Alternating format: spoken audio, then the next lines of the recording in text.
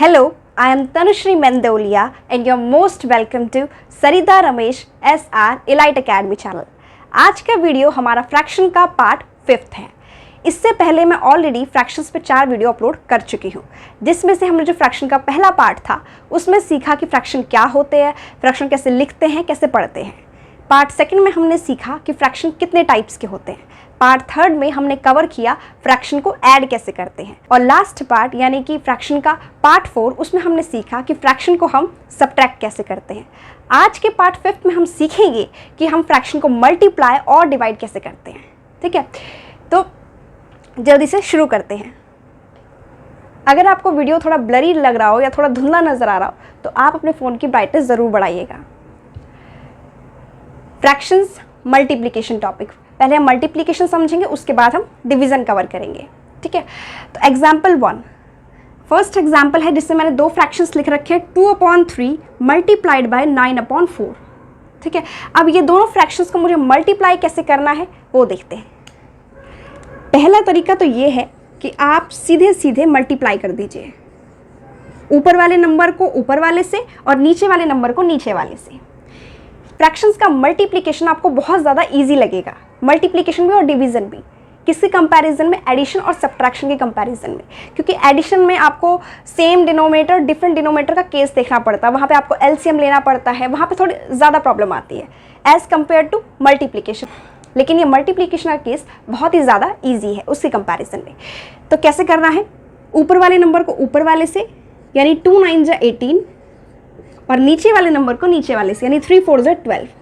अब आप देखेंगे कि ये वाला जो फ्रैक्शन आया है ये मैंने मल्टीप्लाई कर दिया, आंसर आ गया। ये जो फ्रैक्शन आया है ये लोवेस्ट फॉर्म में नहीं है। लोवेस्ट फॉर्म में कन्वर्ट करने के लिए हम क्या करते हैं, एक ऐसे नंबर से डिवाइड करते हैं ऊपर वाले नंबर और नीचे वाले नंबर को भी, जिसके टेबल में ये दोनों नंबर एक साथ आते हैं। ठीक है, किसके टेबल में आते हैं एक साथ? 6 के टेबल में। 2 और 3 में भी आते हैं, मैंने 6 से किया है। आप चाहे तो 2 और 3 से भी कर सकते हैं। जब मैं 18 को 6 से डिवाइड करूंगी तो मेरा आंसर 3 आएगा, और जब मैं 12 को 6 से डिवाइड करूंगी तो मेरा आंसर 2 आएगा। 3/2 जो कि अब लोवेस्ट फॉर्म में है, ये आंसर आ गया मेरा। ये फर्स्ट मेथड है मल्टीप्लाई को, फ्रैक्शन को मल्टीप्लाई कैसे करते हैं उसके लिए। सेकेंड मेथड ज़्यादा बेटर है as compare to this method. इसमें क्या करना होता है आपको, यहाँ पे तो हमने डायरेक्ट मल्टीप्लाई किया फिर उसे लोवेस्ट फॉर्म में कन्वर्ट किया। सेकेंड वाले में आपको क्या करना है, आपको कैंसिल करना होता है। ठीक है, कैंसिल का मतलब है आपको ऐसे नंबर्स ढूंढने हैं जो कि एक दूसरे को डिवाइड कर सकते हो। ठीक है, जैसे आप देखेंगे यहाँ ऊपर 2 है और यहाँ पे नीचे 4 है। 2 की टेबल में 4 आता है कितनी बार में? 2 बार में। 2 से अगर हम 2 और 4 को दोनों को डिवाइड करेंगे तो ये 1 बार में कैंसिल हो जाएगा और ये 2 बार में। ठीक है ना, कैंसिल हो गए, यानी कि अब 2, इस 2 की जगह मैं 1 लिखूंगी और 4 की जगह 2 लिखूंगी। ठीक है, वैसे ही आप देखेंगे कि इस 3 से ये वाला 9 कैंसिल हो रहा है। 1 बार में यहाँ पे 3 1 जा 3 और यहाँ पे 3 बार में, क्योंकि 3 3 जा 9 होता है। अब मेरा फ्रैक्शन कुछ इस तरीके से बन गया, 1/1 मल्टीप्लाइड बाय 3 और 2 यानी 3/2। ठीक है, क्योंकि जो नंबर कैंसिल कर दिए उन्हें नहीं लिखना है, उनकी जगह वो नंबर लिखना है जितनी बार में हमने कैंसिल किया है। ठीक है, जैसे यहाँ पे 1 3 1 2, तो ये नंबर मैंने लिख दिए। अब इन्हें डायरेक्ट मल्टीप्लाई कर दीजिए, 1 3 जा 3 और 2 1 जा 2। सेम आंसर है ना? आंसर बिल्कुल सेम है, लेकिन ये ज़्यादा बेटर इसलिए होता है क्योंकि यहाँ पे तो आपने फर्स्ट मेथड में डायरेक्ट पहले मल्टीप्लाई कर दिया और फिर आप लोवेस्ट फॉर्म में कन्वर्ट कर रहे हैं। लेकिन क्या होता है कि जब बड़े नंबर्स होते हैं तो वहाँ पे आपको पहले ये सोचना होगा कि कौन से नंबर है ऐसा जिसके टेबल में दोनों नंबर एक साथ आते हैं, फिर आपको डिवाइड करना है तो वो थोड़ा लंबा पड़ जाता है। अगर आप पहले कैंसिल कर देंगे तो आपको एक तो मल्टीप्लाई भी कम करना है और फिर आपको वो नंबर भी नहीं ढूंढना लोवेस्ट फॉर्म में करने के लिए, क्योंकि ऑलरेडी लोवेस्ट फॉर्म में बन के आएगा। ठीक है, अभी जैसे मैंने कहा कि सेकंड वाले मेथड को आप ज़्यादा यूज़ करें फर्स्ट मेथड के कंपैरिजन में। फर्स्ट मेथड में आपको पहले मल्टीप्लाई करना है डायरेक्ट, उसके बाद आप डिवाइड भी करेंगे। तो ज़्यादा बेटर तरीका है कि पहले आप डिवाइड करके कैंसिल कर दें ताकि आपके पास बड़े नंबर्स ना रहे मल्टीप्लाई करने के लिए, है ना। यहाँ पे पहले ऊपर 2 था 9 था, यहाँ पे हालांकि हमें पता है कि 9 2 जा 18 होता है, लेकिन पेपर में इतने ईजी नंबर आएंगे सिंगल डिजिट के ज़रूरी नहीं है। तो इसलिए टाइम सेव करने के लिए पेपर में या अपनी डेली लाइफ में जब भी हम कैलकुलेशन कर रहे हैं तो हम ये वाला मेथड ज़्यादा बेटर है यूज़ करना हमारे लिए। ठीक है, क्योंकि यहाँ पे मल्टीप्लाई करना होता है बड़े बड़े नंबर्स को, तो पहले बेटर है उन्हें कैंसिल आउट कर दिया जाए जो नंबर डिवाइड हो सकते हैं। ठीक है, तो फर्स्ट एग्जाम्पल हमारा कवर हो चुका है। अब चलते हैं हमारे सेकेंड एग्जाम्पल पर। अब हम सॉल्व करेंगे अपने सेकेंड एग्जाम्पल को। सेकेंड एग्जाम्पल में मैंने लिखा हुआ है 3/6 ऑफ 60, यानी कि 3/6 पार्ट कितना होगा 60 का, 3/6 पार्ट कितना होगा 60 का। ठीक है, अब हमने क्या करना है, 3/6 को मल्टीप्लाई करना है 60 से। आप सोच रहे हो कि यहाँ पे तो ऑफ लिखा है मैंने बीच में, मल्टीप्लाई का साइन नहीं लगाया है, तो कोई बात नहीं। कई बार क्वेश्चंस में पेपर में आपको इस तरह से मिल सकता है क्वेश्चन, तो आपने उसे कन्वर्ट करना है, ऑफ के साइन को आपने मल्टीप्लाई में कन्वर्ट करना है। 3/6 आप कुछ नहीं करेंगे, पहले वाले फ्रैक्शन को एज इट इज़ लिख दिया और ऑफ की जगह आप मल्टीप्लाई का साइन लगा देंगे और 60 एज इट इज़। अब वही करना है, हमने कैंसिल आउट करना है। हमने ऐसे नंबर्स देखने जो एक दूसरे को डिवाइड कर सकते हो, यानी कि वो नंबर्स जो एक साथ किसी की टेबल में आते हो। 6 और 60 एक साथ आते हैं 6 की टेबल में, 6 आता है 1 बार में और 60 आता है 10 बार में। अब आप देखेंगे इससे ज़्यादा और कुछ कैंसिल नहीं हो रहा है, तो अब हम सीधे मल्टीप्लाई कर देंगे। 3 मल्टीप्लाइड बाई 10, यहाँ पे तो 1 था नीचे, 3/1 इंटू 10, तो क्या हो जाएगा 30/1, जिसे मैं क्या लिख सकती हूँ 30 भी लिख सकती हूँ। और जनरली हम 30/1 को 30 ही लिखते हैं, इसी फॉर्म में हम ज़्यादातर लिखते हैं, अपॉन में हमें 1 शो करने की ज़रूरत नहीं पड़ती। तो ये हो गया मेरे सेकंड वाला एग्जाम्पल। ऑफ आ जाएगा तो टेंशन नहीं लेनी है, हमने मल्टीप्लाई का साइन लगा देना है। अब बारी है हमारे थर्ड एग्जाम्पल की। थर्ड एग्जाम्पल में पहला फ्रैक्शन है 1/2 और दूसरा फ्रैक्शन है 3/4 और इन दोनों को आपस में मल्टीप्लाई करना है। अब पहले चेक कर ले, तो क्या कोई एक दूसरे से कैंसिल हो रहे हैं? आप सोच रहे होंगे कि मैं 2 और 4 को कैंसिल कर सकती हूँ, क्योंकि ये दोनों ही नंबर एक साथ 2 की टेबल में आते हैं, तो 2 1 बार में कैंसिल हो जाएगा और 4 2 बार में। आपको ये गलती नहीं करनी है। क्या गलती नहीं करनी है? 2 और 4 एक दूसरे की टेबल में आते हैं, 2 और 4 एक साथ 2 की टेबल में आते हैं और कैंसिल भी हो सकते हैं, लेकिन यहाँ पर ये कैंसिल नहीं होंगे। इसलिए नहीं होंगे क्योंकि ये दोनों ही नंबर सामने सामने हैं। कभी भी हमने दोनों ही नंबर्स को सामने सामने डिवाइड नहीं करना है। हमने कैसे कर सकते हैं? हम डिवाइड दो नंबर्स को ऊपर नीचे कर सकते हैं और डायगनली कर सकते हैं, जैसे कि मैंने यहाँ पे किया है, या सेकेंड एग्जाम्पल केस में भी डायगनली मतलब होता है क्रॉस में, कुछ इस तरीके से, यानी कि 1 को 4 से या 3 को 2 से हम डिवाइड कर सकते हैं। इस तरह से हम डायगनली या ऊपर नीचे डिवाइड कर सकते हैं नंबर्स को, लेकिन सामने सामने होने की वजह से 2 और 4 एक दूसरे के साथ कैंसिल नहीं होंगे। अब 2 और 4 नहीं है तो और कोई ऐसा नंबर भी नहीं है जिससे हम कैंसिल आउट कर सकें।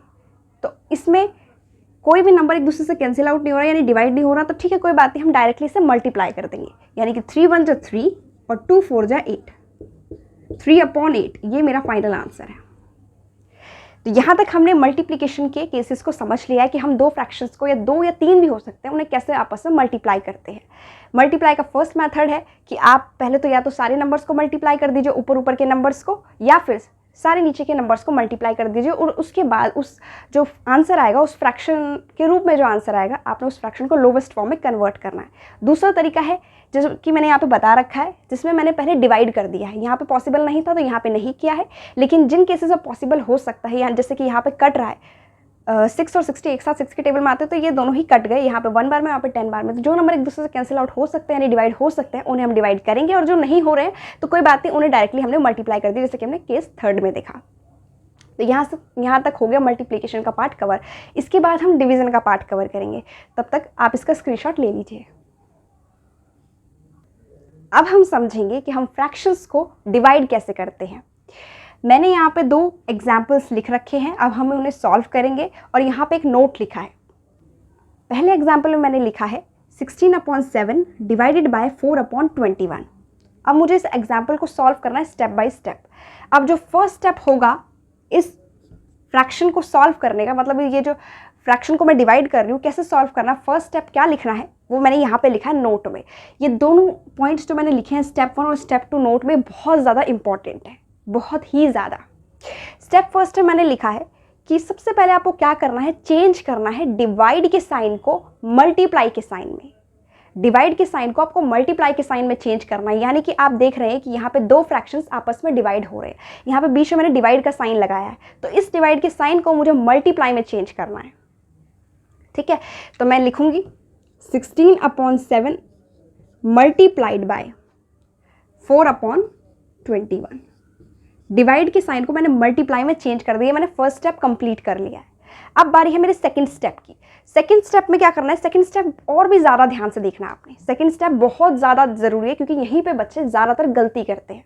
वो फर्स्ट स्टेप तो याद से कर देते हैं लेकिन सेकंड स्टेप में गलती हो जाती है। सेकंड स्टेप क्या कहता है कि हमें रेसिप्रोकल करना है सेकंड फ्रैक्शन को, रेसिप्रोकल द सेकंड फ्रैक्शन।